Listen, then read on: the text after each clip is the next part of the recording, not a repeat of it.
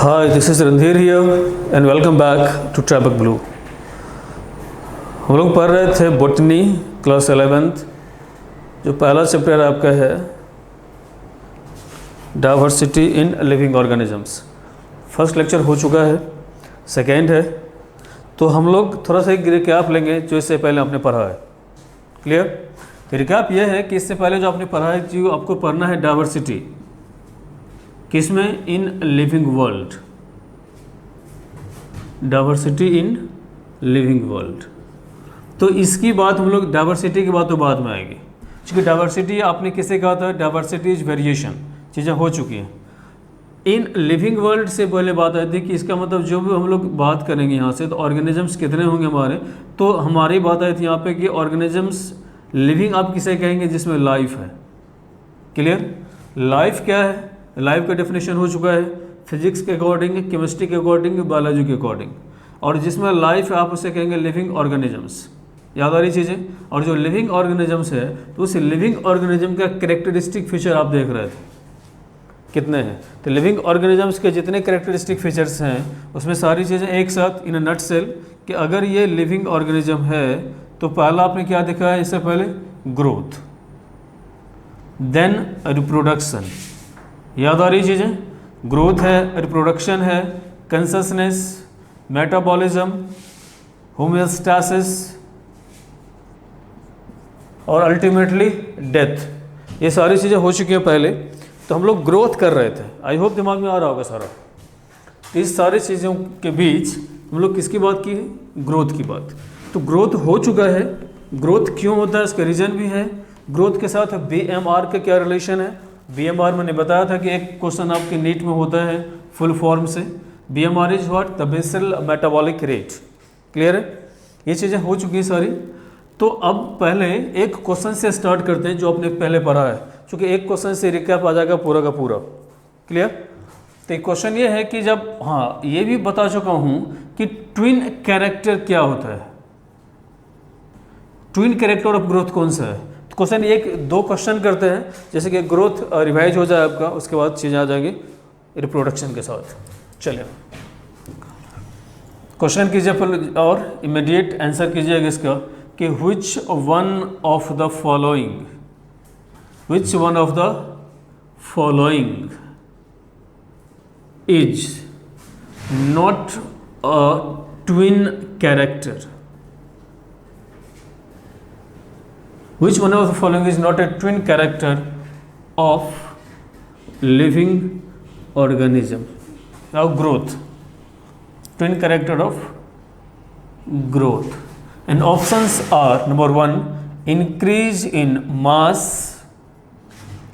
number B, option B, increase in size, C, A, B, C is increase in number of cells, and D is all. What should be the answer? तो twin character की जब बात आ रही थी वहाँ पर, twin मतलब ये बताया जा चुका है कि ग्रोथ की जब भी बात करेंगे तो नंबर तो बढ़ेगा ही, और नंबर बढ़ेगा तो मास भी बढ़ेगा। क्लियर है? लेकिन साइज की कोई बात नहीं आ रही थी, जिसका आंसर क्या होगा, कौन नहीं है, not is what, increase in size. Size इसका मतलब, और ये क्वेश्चन है नीट का, ध्यान देना इसका, कि अगर किसी का साइज बढ़े आप उसे ग्रोथ कहेंगे कि नहीं कहेंगे? नहीं कहेंगे। मे भी, मे नॉट भी। कारण कि अगर जब ग्रोथ की बात करते हैं तो ग्रोथ दो चीज़ें आई थी, कि ग्रोथ का मतलब था कि formation of new protoplasm. Done? तो अगर आप रेजिन को डालते पानी में या चनाव को डालते पानी में, साइज तो बड़ा हो जाता है, स्वेलिंग।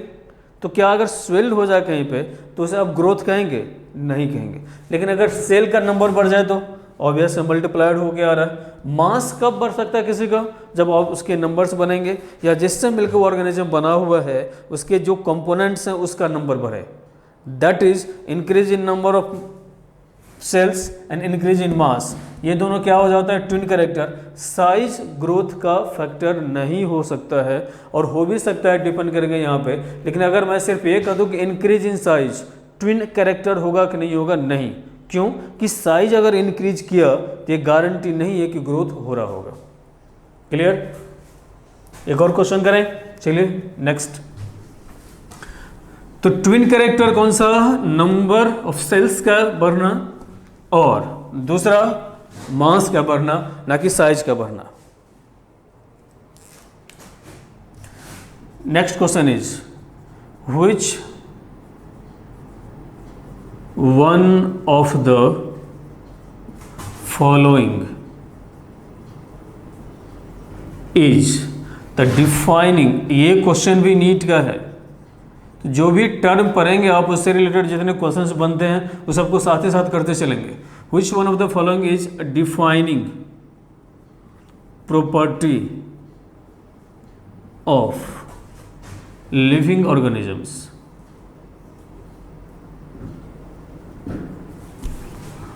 तो अब एक नया टर्म है डिफाइनिंग प्रॉपर्टी। नया तो आपके लिए नहीं बता चुका हूं पहले इन प्रीवियस लेक्चर।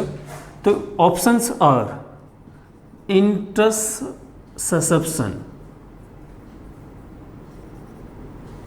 या first one is internal growth.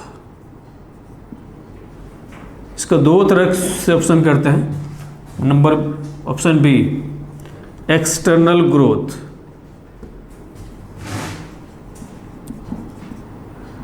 Number C deposition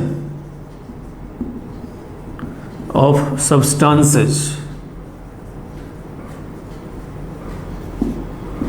on any body. और डिपोजिशन जैसे ही होता है वर्ड आया तो डिपोजिशन का मतलब होता है कि एक्सटर्नल बाहरी सरफेस पे, और एडिशन होता है इंटरनल सरफेस पे। And D is none. एक सेम क्वेश्चन सिर्फ ऑप्शन चेंज करेंगे।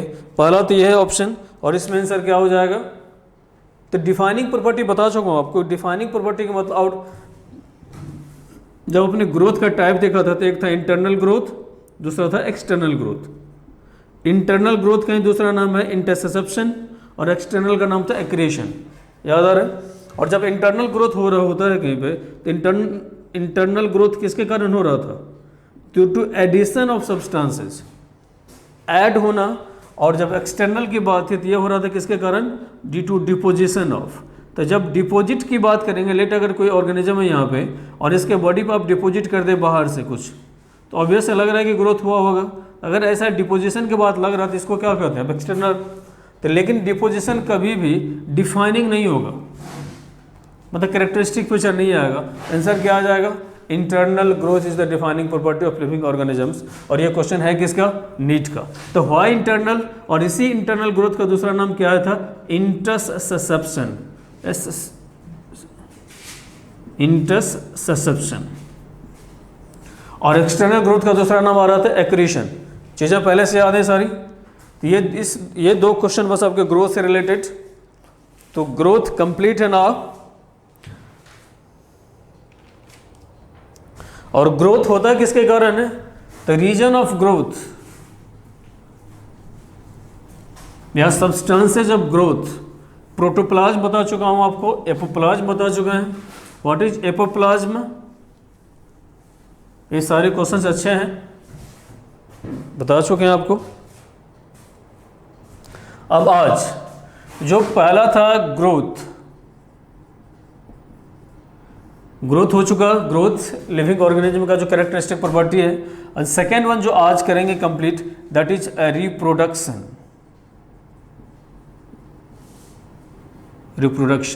Heading the reproduction. चलिए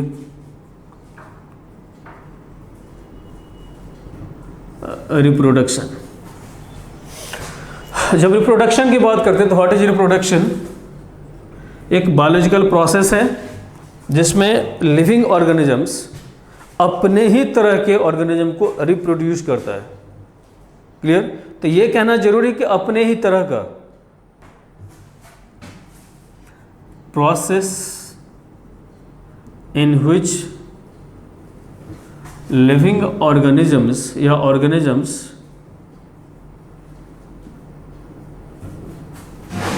produces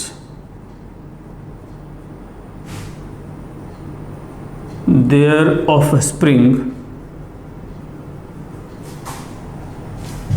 process in which living organisms produces their offspring of its own kind. अपने ही तरह के ऑर्गेनिज्म का अगर प्रोडक्शन करे तो है that is reproduction. Clear? Of its own kind.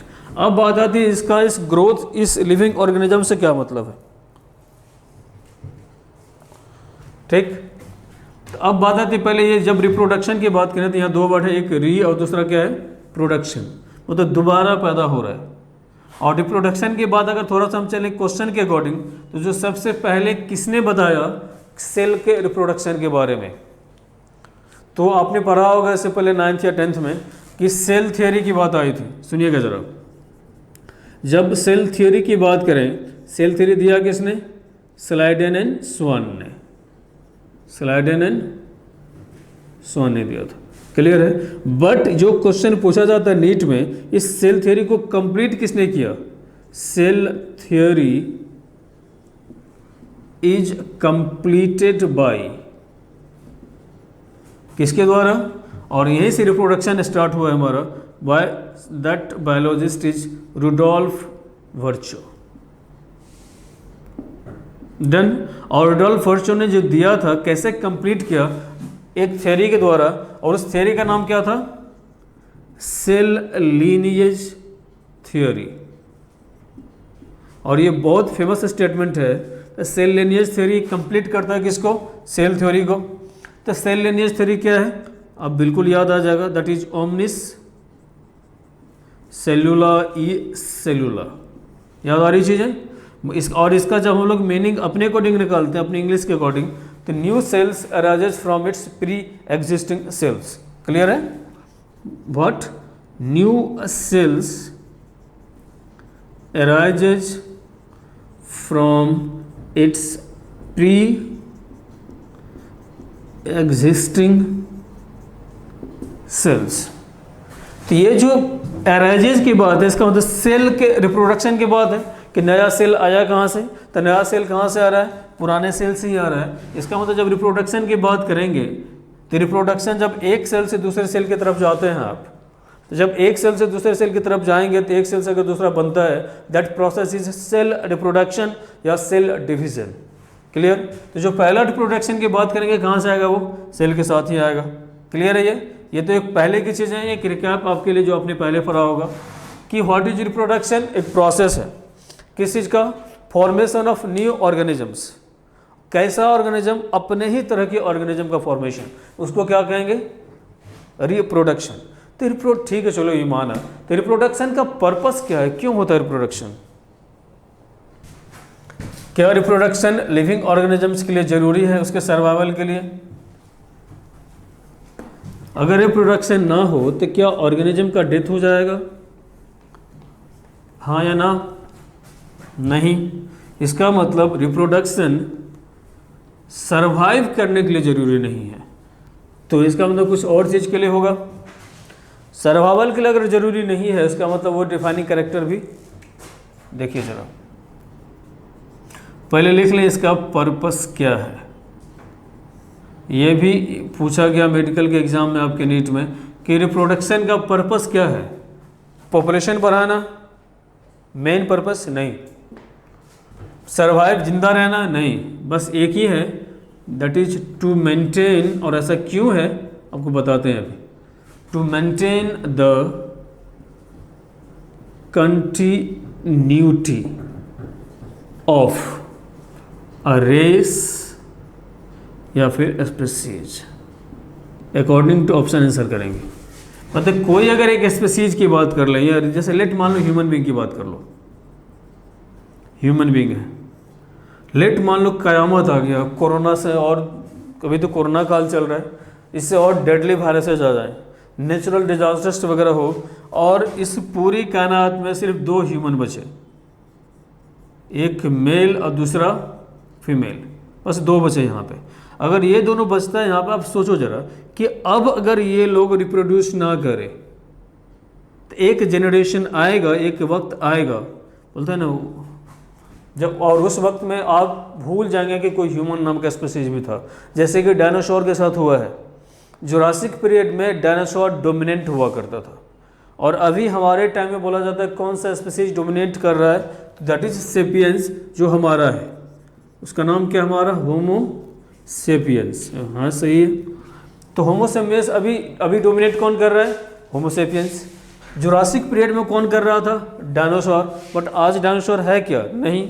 तो अगर नहीं है तो क्या हुआ होगा, माना जाता है, ये भी एक क्वेश्चन, चलिए ये भी नीट का ही क्वेश्चन आपका, कि डायनासोर, अगर आपने मूवी देखा होगा जुरासिक पार्क, याद आ रहा है, जुरासिक पार्क।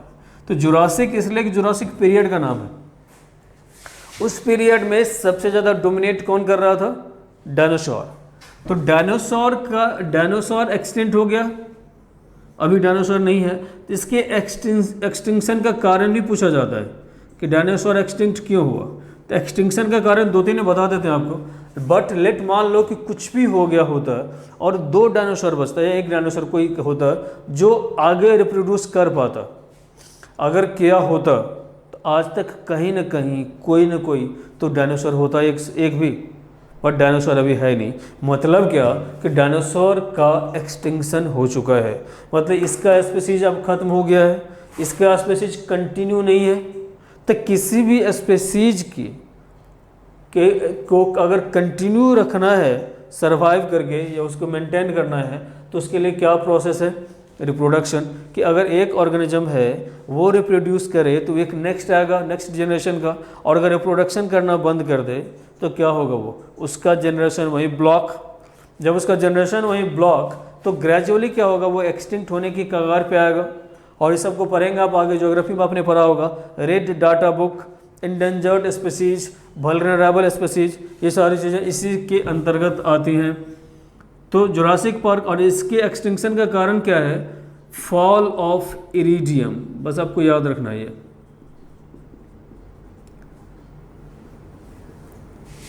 माना जाता है ऐसा कि डायनासोर क्यों मरा, कि जब डायनासोर अपने पीक पे था इन जुरासिक पीरियड, तो कुछ एस्ट्रॉइड्स वगैरह नीचे आए, स्ट्राइक किया, आग लगी, और वहाँ और जहाँ जहाँ डायनासोर बहुत ज़्यादा था वहाँ की मिट्टी में अभी भी मिलता है क्या, इरिडियम। तो एक परिकल्पना है कि इरिडियम के गिरने के कारण आग लगी और उसमें सब मर गया, और इतना डोमिनेट करता था कि साइज बहुत बड़ा बड़ा, तो जल्दी भाग भी नहीं पाएगा, ऑब्वियस भाग नहीं पाएगा, छिपने की जगह कम हो जाएगी, तो उसका क्या हो जाएगा, एक्सटिंक्ट होना आसान हो जाएगा, उसका प्रयोग होना आसान हो जाएगा, मरना। चलिए, तो रिप्रोडक्शन का मेन पर्पस क्या है, तो किसी भी स्पीसीज के कंटिन्यूटी को मेंटेन करना। तो अगर स्पीसीज की कंटिन्यूटी मेंटेन होती है, अब बात करें क्या, अब एक क्वेश्चन पहले कर लेते हैं कि क्या रिप्रोडक्शन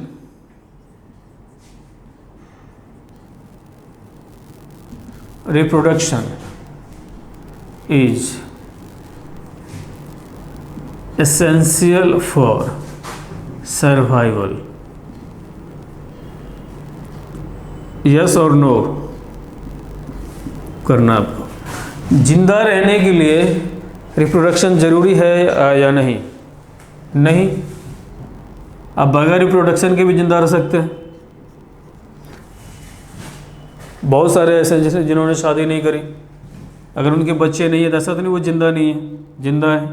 तो इसका मतलब जब रिप्रोडक्शन जीने के लिए ज़रूरी नहीं है, रिप्रोडक्शन ज़रूरी किसके लिए है, किसी भी स्पीसीज के कंटिन्यूटी को मेंटेन करने के लिए, उसका अपना खानदान, सर्वाइवल के लिए जरूरी। Reproduction is essential for survival, yes और नो, मतलब यार ट्रू और फॉल्स, क्या कर सकते हैं, फॉल्स है, डन।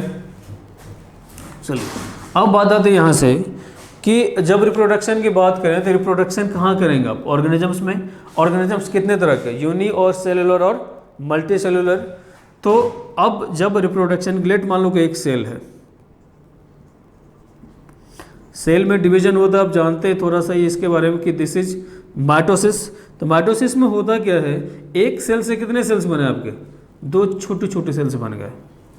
तो जो सेल बना इसको आप क्या कहते हैं, DAUGHTER, डॉटर सेल। तो ये सेल और इस सेल को बोलते हैं, आप तब बोल देंगे this is not parent cell या फिर मदर सेल। फादर सेल का कोई यहाँ पूछ नहीं है, कोई अहमियत नहीं, सिर्फ मदर और daughter, mother cell daughter cell. Clear है ये? तो अब अगर इसको कहें तो ये तो एक सेल डिवीजन है, डन। तो बट अगर ये दिस इज व्हाट, एक सेल डिवीजन,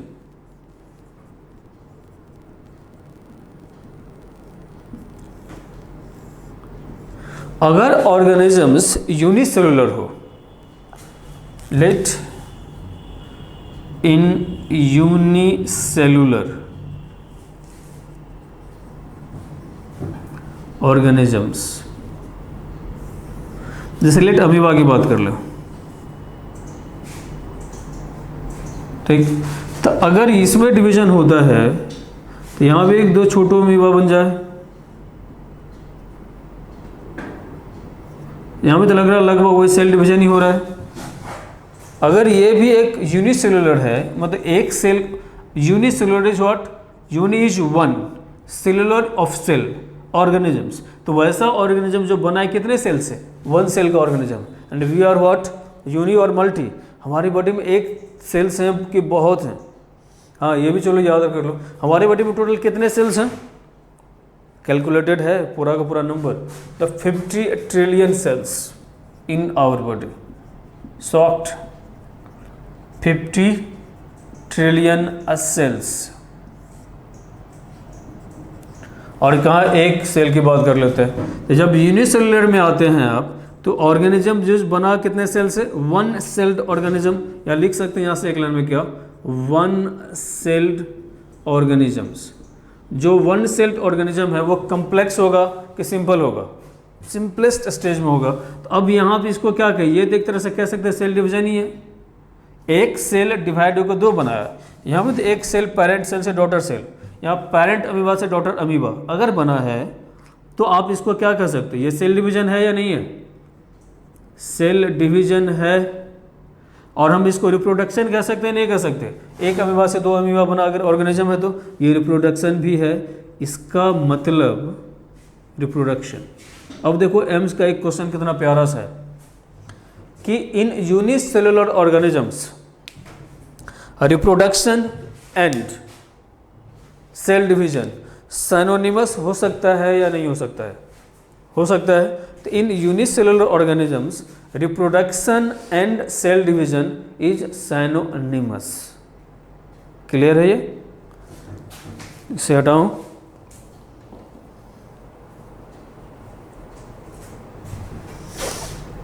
आई होप ये क्लियर होगा। हमारे बॉडी में कितने सेल्स, 50 ट्रिलियन, शॉकिंग डाटा है ये। रिप्रोडक्शन का पर्पस क्या है, to maintain the continuity of race. Reproduction की जब बात कर लेते हैं, क्या जिंदा रहने के लिए जरूरी है, नहीं। तो अब जब सेल डिवीजन की बात कर लेते हैं, सेल रिप्रोडक्शन, अगर एक सेल की बात कर लें तो वन सेल रिप्रोड्यूस होकर अगर एक दो बनाता है टोटल, आप कहते हैं माइटोसिस है। और वही अगर वन सेल ऑर्गेनिज्म ले लें तो वहाँ पे तो सेल डिवीजन ही हो रहा है एक तरह से, एक सेल डिवाइड होकर दो में जा रहा है, तो आप कहेंगे सेल डिवीजन ही तो हो रहा है। तो क्या इसको ये तो, बट अगर ये ऑर्गेनिज्म है इसे क्या कहेंगे, रिप्रोडक्शन हो रहा है। इसका मतलब अब लिख लेंगे नीचे क्वेश्चन और कर लेंगे ये आंसर। क्वेश्चन ये है, इन, मैं पॉइंट ही कर लेता हूँ, in unicellular organisms cell division and reproduction is क्या होगा, साइनोनिमस। क्लियर है ये, मतलब आप सेल यूनिसेलुलर में आए तो आप सेल डिवीजन कह लें या सेल रिप्रोडक्शन कह लें, या दोनों एक ही चीज़ हो जाएगा। लेकिन in case of multicellular क्या हो जाएगा, सेल डिवीजन अलग और रिप्रोडक्शन अलग।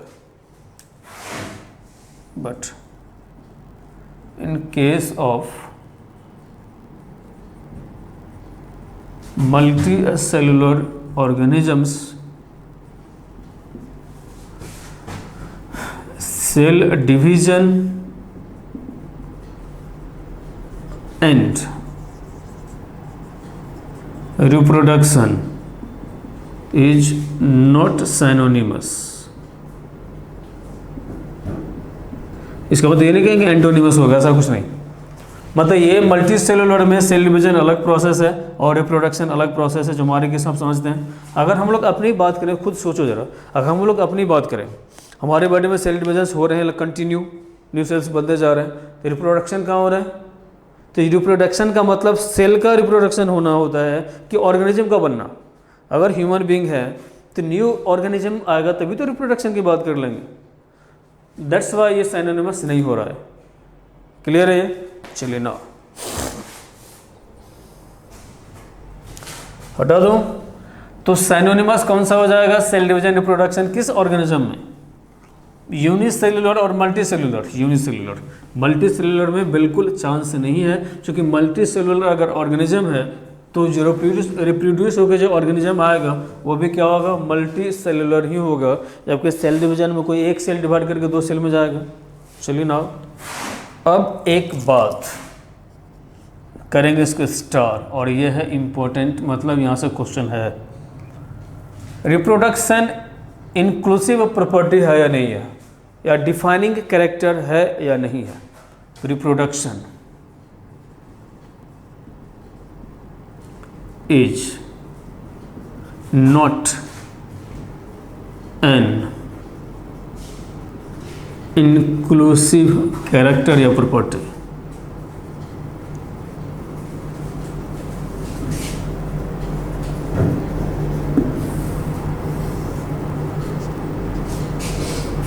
Reproduction is not an inclusive property.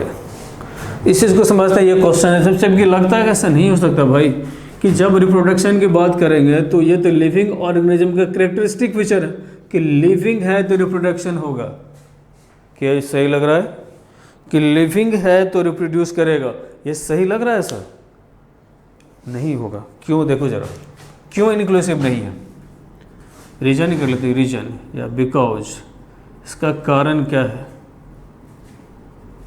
Reason की बहुत सारे हाइब्रिड जितने हैं, बहुत सारा ऐसा ऑर्गेनिज्म है सरवाइव करता है, बट उसमें रिप्रोडक्शन की कैपेसिटी नहीं है।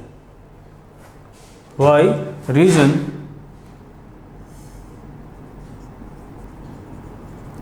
सेवरल ऑर्गेनिजम्स, मेनली जो हाइब्रिड्स हैं, still survive but can't reproduce।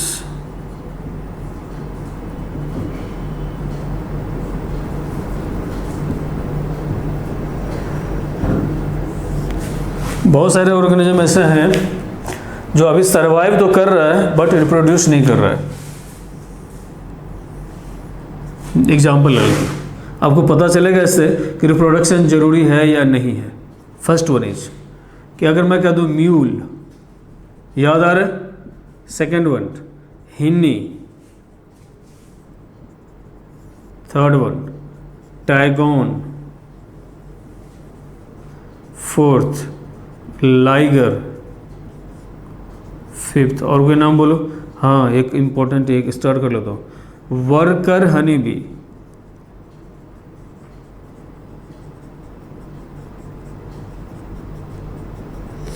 Honey bee से क्वेश्चन हमेशा बनता है। हनी बी का नाम पता है ना बायोलॉजिकल क्या होता है? Apis indica.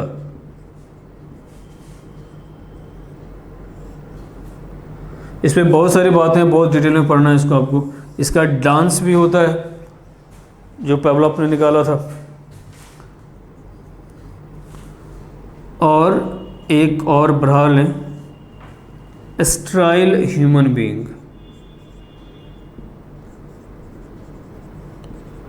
ह्यूमन मतलब कोई भी जो मैमल है, स्ट्राइल ऑर्गेनिजम्स।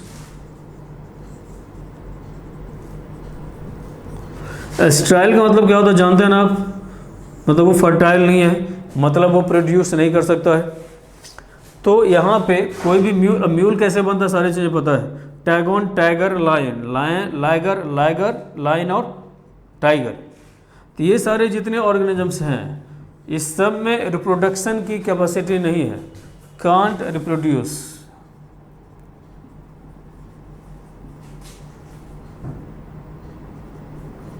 बट स्टिल जिंदा है। और अगर ये जिंदा है बिना रिप्रोडक्शन के, इसका मतलब रिप्रोडक्शन इंक्लूसिव है या नहीं है? नहीं है। तो रिप्रोडक्शन इंक्लूसिव प्रॉपर्टी नहीं है। क्यों? क्योंकि बहुत सारे ऐसे ऑर्गेनिजम्स हैं जो रिप्रोड्यूस नहीं कर सकते बट वो स्टिल अलाइव है। क्लियर?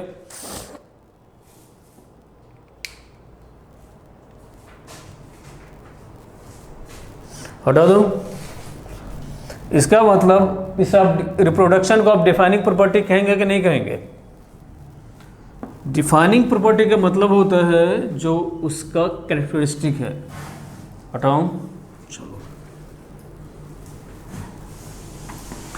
तो नीचे लिखिए आप, और इसको स्टार की जगह क्वेश्चन पूछा हुआ है कि reproduction is a defining property, yes और नो, ट्रू और false.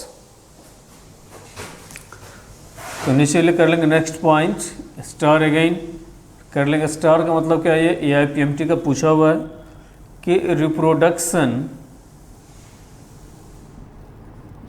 Is not a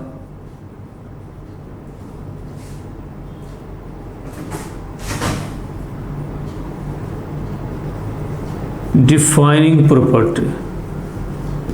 I hope ये क्लियर होगा। डिफाइनिंग प्रॉपर्टी ये नहीं है। क्यों? कि बिना रिप्रोडक्शन के भी बहुत सारे ऑर्गेनिज्म सर्वाइव कर रहे हैं, स्टिल अलाइव है। डन? चलिए हटा दो। तो रिप्रोडक्शन आई होप क्लियर होगा। Reproduction is what? Process of formation of new organisms of its own kind. Clear? अपने ही तरह के यूनिसेलुलर ऑर्गेनिज्म में reproduction and cell division synonymous, multicellular में साइनोनिमस नहीं आएगा। क्लियर? डिफाइनिंग प्रॉपर्टी ये नहीं है। क्यों? चूंकि रिप्रोडक्शन के बगैर भी जिंदा रह सकते हैं। अब इसके बाद आती है कंसिस्टेंस की बात या मेटाबॉलिज्म। आपने देखा अभी तक क्या क्या? ग्रोथ क्लियर है, रिप्रोडक्शन क्लियर है, next is consistence.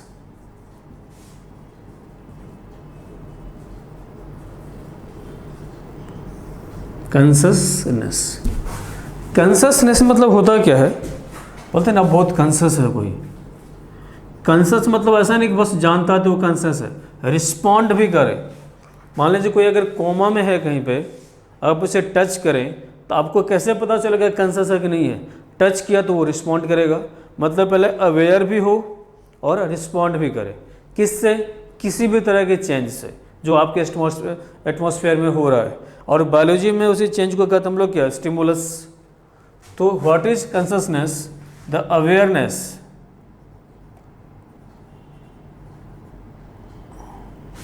Awareness and respond, या अवेयर एंड रिस्पॉन्डिंग। अवेयर होगा और aware and respond to any change. Aware भी होगा और रिस्पॉन्ड भी होगा to any change. Aware and respond to any change कहाँ पे? In external environment.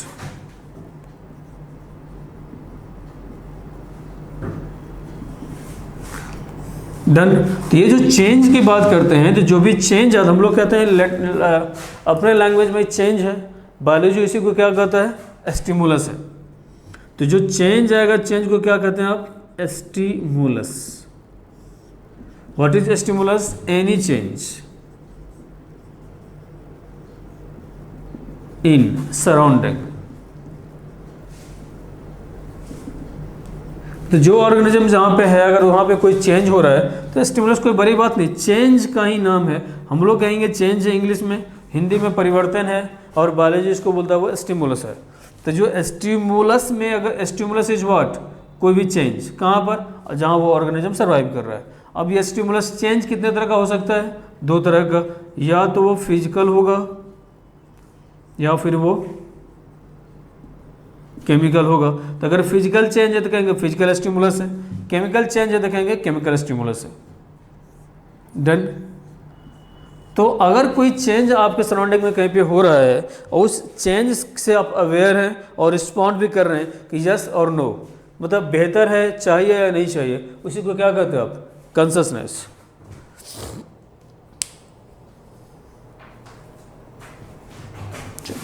हटा दें। अब बात आती है कि आप खुद सोचा जाना कि कोई भी अगर ऑर्गेनिज्म है कहीं पे, बस जिंदा होना चाहिए, चाहे वो सिंपलेस्ट हो या कॉम्प्लेक्स हो। सिंपलेस्ट ऑर्गेनिज्म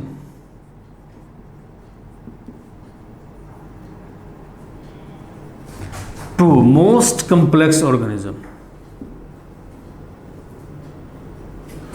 सिंपलेस्ट से मोस्ट कॉम्प्लेक्स की बात करते हैं, मतलब जो भी ऑर्गेनिज्म सरवाइव कर रहा है इन नेचर। तो अगर ये ऑर्गेनिज्म अलाइव है तो यहाँ अगर आप कोई चेंज लाएंगे इसके हैबिटेट में, जहाँ वो रह रहा है, अगर उसके हैबिटेट में कोई चेंज करें आप, या उसके सराउंडिंग में कोई चेंज करें, दिस इज व्हाट चेंज। अगर आप चेंज करें तो क्या लग रहा है, ये अवेयर होगा कि नहीं होगा, उसको रिस्पॉन्ड करेगा या नहीं करेगा? रिस्पॉन्ड करेगा हमेशा। अगर अलाइव है तो रिस्पॉन्ड करेगा।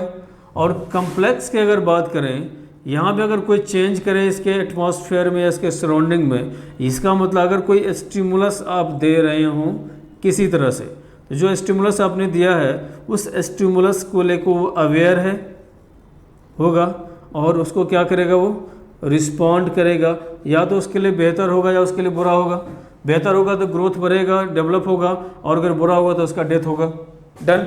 तो अवेयर एंड रिस्पॉन्ड यहाँ भी है, अवेयर एंड रिस्पॉन्ड। अगर यहाँ भी अवेयर एंड रिस्पॉन्ड है, यहाँ भी अवेयर एंड रिस्पॉन्ड है, तो कौन सा ऑर्गेनिज्म कर रहा है? Simplest to complex. इसका मतलब अगर ऑर्गेनिज्म को सर्वाइव करेगा कहीं ना कहीं, ऑर्गेनिज्म अगर सर्वाइव कर रहा है तो वो क्या होगा? कॉन्शस होगा। अगर नहीं कर रहा मतलब वो अलाइव है कि उसका डेथ हो गया। कोई भी अगर डेड बॉडी है कहीं पे, वहाँ आप कुछ भी चेंज कर दो, कोई फ़र्क पड़ता है उसकी बॉडी को? नहीं। लेकिन अगर वो अलाइव है, बॉडी के आसपास कुछ चेंजेस करें तो रिस्पॉन्ड तो करेगा ही करेगा, कन्फर्म करेगा, या तो गुड मैनर या फिर बैड मैनर। तो अगर वो रिस्पॉन्ड कर रहा है तो उसको क्या कहते हैं आप? कॉन्शसनेस है। तो इसका मतलब कॉन्शसनेस को कह सकते हैं डिफाइनिंग प्रॉपर्टी है या नहीं है, कि अगर वो लिविंग ऑर्गेनिज्म है, अगर वो जिंदा है तो अवेयर होगा और रिस्पॉन्ड करेगा चेंज के जो उसके आसपास हो रहा होगा। करना चाहिए, तभी तो जिंदा है, अदरवाइज मुर्दों को क्या फ़र्क पड़ता है? तो क्या कहेंगे? कॉन्शसनेस क्या है हमारा? कॉन्शसनेस एक डिफाइनिंग प्रॉपर्टी है या नहीं है? लिखूँ या ना लिखूँ? है तो क्या लिख लें आप? स्टार्ट करेंगे again. Consciousness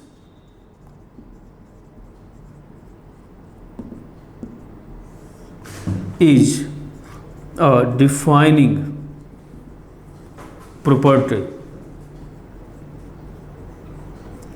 Consciousness is a defining property of living organisms. कि ऑर्गेनिज्म अगर जिंदा है तो क्या करेगा? वो कॉन्शस तो होना ही होगा, और अगर कॉन्शस नहीं है तो फिर जिंदा भी नहीं है। डन। आई होप यहाँ तक क्लियर होगा। चलिए अब करते हैं। अब next is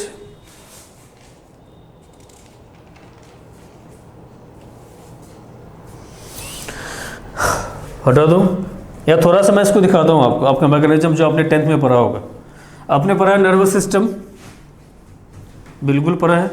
central nervous system, peripheral and ANS। तो लेट मान लो ये हमारा CNS, सेंट्रल नर्वस सिस्टम। अगर ये सेंट्रल नर्वस सिस्टम है तो सेंट्रल नर्वस सिस्टम में जो मैसेज ले जाता है, जो इम्पल्स ले जाता है, उसको क्या कहते हैं आप? Sensory neuron. जो यहाँ से दूर ले जाता है उसको आप क्या कहते हैं? Motor neuron. और जो दोनों काम करता है उसको आप क्या कहते हैं? मिक्स्ड।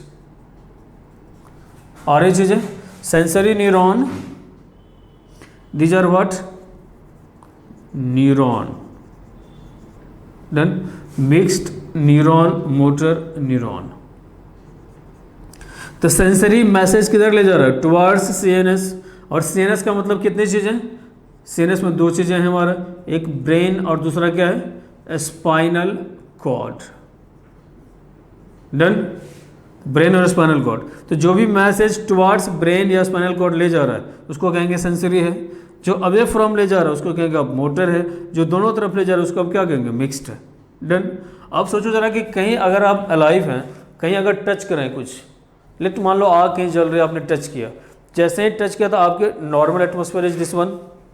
अब यहाँ पे अगर आपने कुछ चेंज किया, आग लगी कहीं पे, अगर आप आग लगी तो आग अगर इसके कंटेक्ट में जाएगा तो उस आग इज व्हाट, एक चेंज को क्या कहेंगे बायोलॉजी में, स्टिमुलस। उस स्टिमुलस को परसीव कौन करेगा, रिसीव कौन करेगा, सेंसरी न्यूरॉन। जब सेंसरी न्यूरॉन उसको कहाँ ले जाएगा, ब्रेन के पास। ब्रेन इसको मैनिपुलेट करके अल्टीमेटली किसके उधर भेजेगा, मोटर न्यूरॉन के द्वारा, कि वहाँ से भाई वो डेंजर है, जस्ट गेट बैक, वहाँ से वापस आ जाएगा। तो अब ये कंसस होगा तभी तो। अगर ये ब्रेन काम ना करे, और इसी केस में बोलते हैं अगर किसी का ब्रेन डेड होता है तो कहते हैं कंसस है या नहीं है, एट दैट टाइम भी वो कंसस होता है। बट ये अगर इन सारी चीज़ों से कंसस नहीं, अगर मूवमेंट नहीं आता फिंगर का या बॉडी मूवमेंट नहीं है, तो आईलिड में ज़रूर होगा। अगर आप आँख में जैसे लाइट डालेंगे, टॉर्च चलाएंगे, वो ब्लिंक जरूर कर जाएगा जब तक अलाइव है। अगर वो खत्म हो गया फिर वो आँख का मूवमेंट भी बंद हो जाता है। तो कंसस तो होगा ही होगा। और ह्यूमन के साथ एक और बात है कि ये सेल्फ कंससनेस थोड़ा ज़्यादा है, दैट्स व्हाई भी हम लोग डोमिनेट कर रहे हैं। क्लियर है? आई होप कंससनेस क्लियर हो गया होगा।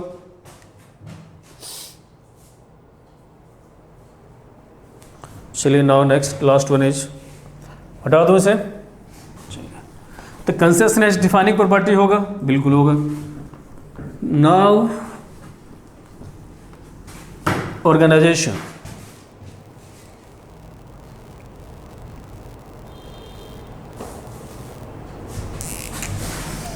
Last one is what, organisation. तो दो तीन चीज़ों पर से एक ऑर्गेनाइजेशन है, दूसरा होम्योस्टैसिस है आपका।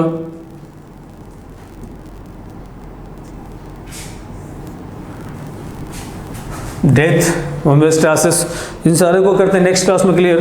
आई होप यहाँ तक आपका क्लियर होगा। ग्रोथ, रिप्रोडक्शन और कंससनेस, इसमें कोई इशू नहीं होगा कि कौन डिफाइनिंग है कौन डिफाइनिंग नहीं है। और जो जितने बचे हैं हमारे, ग्रोथ है, सॉरी ये ऑर्गेनाइजेशन है, होम्योस्टैसिस है, तीसरा एडेप्टेशन आ जाएगा, एडेप्टेशन, ये TION, ग्रोथ, फिर के साथ अल्टीमेट लास्ट में क्या आ जाएगा, डेथ। तो हम लोग को इतना पढ़ना है। तो नेक्स्ट क्लास में सारा कंप्लीट हो जाएगा आपका कि लिविंग ऑर्गेनिजम्स का कैरेक्टरिस्टिक फीचर कंप्लीट हो जाएगा इन नेक्स्ट लेक्चर। यहाँ तक आई होप कोई दिक्कतें होगी नहीं, चूँकि क्वेश्चन यहीं से ज़्यादा है। एडेप्टेशन, होम्योस्टैसिस लगभग एक ही है, ये इंटरनल इन्वायरमेंट का है, ये बाहर के लिए है। ऑर्गेनाइजेशन की जब बात करते हैं तो अगर अलाइव है तो ऑर्गेनाइज होगा ही होगा, सेल्स ऑर्गेनाइज होकर एक अपना एक कंपोनेंट बनाएगा, अपनी एक अलग आइडेंटिटी क्रिएट करेगा। तो इन सारे के बारे में डिस्कशन इन नेक्स्ट वीडियो या लेक्चर। यहाँ तक अगर कोई इश्यू है तो आप कमेंट करें। पढ़ते रहिए, बने रहिए। Till then take care, bye bye.